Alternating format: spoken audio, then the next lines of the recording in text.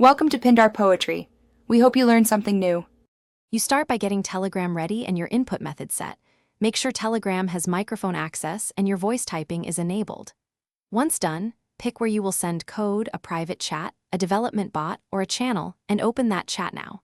For accurate code, plan to mark code with triple backticks before and after what you dictate, so Telegram preserves formatting. Speak clearly and name punctuation, because you will need it later to preserve syntax. You now dictate line by line, starting with 3 backticks, say backtick, backtick, backtick. Then speak each statement slowly. Make sure to verbalize punctuation, for example, comma, semicolon, open parenthesis, and close brace so symbols appear in the transcript. Pause briefly at the end of each line to create a line break. This keeps indentation and structure.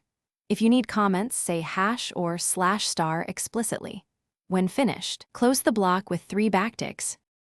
You finish by saying backtick, backtick, backtick to close the code block, then send the message and immediately inspect it visually.